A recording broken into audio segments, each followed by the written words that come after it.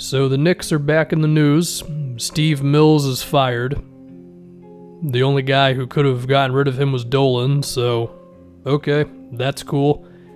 Could this potentially be the moment that leads to them hiring whoever who turns the Knicks around and cleans house in the front office, and Dolan actually gives the guy complete creative control, and 4 years from now the Knicks look significantly better?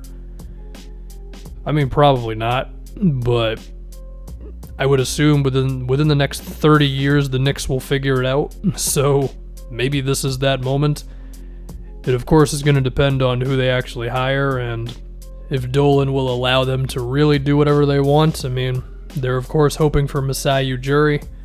Whether he would actually want to leave the Raptors, who really knows? I mean, if I was him, I would not want to. But is it possible that at a certain point you can get kind of bored as a basketball president for a team? Or maybe you just think another thing could be cooler? I don't know. I mean, it could be like a Doc Rivers thing where the Knicks would have to give the Raptors stuff, but I don't think the Knicks should be giving up any draft picks, you know what I mean? So then at that point it's like, I don't know. But we'll see whatever Masai wants to do. That's the biggest thing, of course. The interesting thing, among the several interesting things of this, is the timing of it all, right? Right in the middle of trade deadline week. Was there a chance that Dolan had some falling out with Mills over something, whether it's keeping or looking to trade away Marcus Morris, or is there a chance the Knicks could get kind of wild over this next couple of days? There's also a chance that James Dolan just decided right now, you know what, this Steve Mills dude sucks, and we just want to do this now. I mean, between the Porzingis trade, which you can try to find any rationalization that you want for that move, it was still a significant thing that at this moment doesn't look great. Dennis Smith doesn't look good. The Dallas picks don't look good. And with KP, it's wait and see pretty much, right? Other Steve Mills things, there was the huge Joakim Noah contract, Courtney Lee, Tim Hardaway.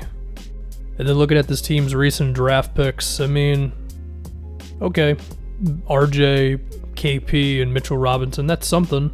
But there's the Ntilikina and Kevin Knox. I mean, that's 2 straight top 10 picks, and neither one of them are good right now. So you just put all that in a blender and you get what the Knicks have been the past few seasons.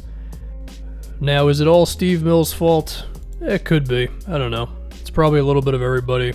Dolan probably still being the biggest one, because it's basically just incompetence from a front office for a very long time, and Dolan is the one mainstay. And he's also not a likable guy. That's just the general vibe that you get from doing a couple Google searches. Anyway, if we talk about, Scott Perry is now the acting GM, and I mean, he was the one making all those bad moves with Steve Mills there too, but if you dig into the details, there's the idea that Steve Mills was really the one running the show, and Perry's just kind of there. And I don't really know what that means for Scott Perry's future and whether Knicks fans should even want him or not, but if we look at just the Knicks in this very moment, right, and what can Perry and this front office do over the next 2 days pretty much? Well, we start with Marcus Morris. I mean, I think you have to trade him. I mean, he is never going to be as valuable as he is right now. And I can't think of any real reasons to keep him. I mean, if they stuck with him at this point, they'd probably have to overpay. And, okay, he's putting up 19 points. Like, that is good. But he, gets more turnovers than he gets assists. His personality is one that doesn't always look great, is one way to put it. His recent comments about Jay Crowder, not exactly ideal. And the dude's a ball stopper. So even though he is an efficient scorer, he slows down the offense like crazy. So, yeah, and he's 30. So it's like, why would the Knicks hold on to this guy, I think they also really need to evaluate if Julius Randle is in their long-term plans. Randle, I mean, the potential's certainly there, and his box score numbers pretty good. 19 points, 9 boards, 3 assists, But between the spacing thing of him, Mitchell Robinson, and RJ Barrett, and there is a chance that Julius Randle is a box score guy who doesn't help you win games. Now, could he, if he was the third or fourth option on some team with a playmaker and stuff? Maybe, but that's certainly not this team, so they got to decide on those two. And I do think, in the case of Morris, I think you could definitely get something for him. He's a wing who can make shots. Teams will take him.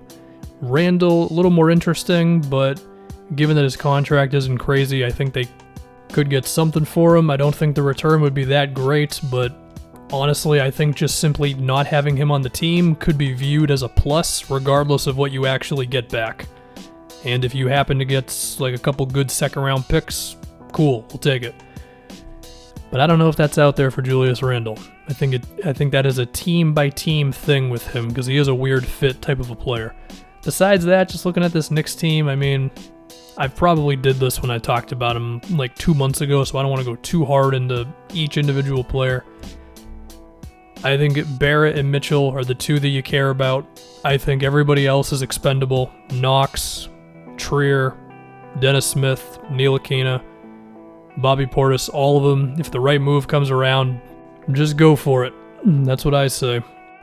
Although I do kind of still want them to keep Damian Dotson, because the dude makes threes and he just seems like an alright player who you're not going to have to pay that much money. So him, Barrett, and Mitchell Robinson, those are the three. Everybody else, if they're all gone by next season, I'm not going to care.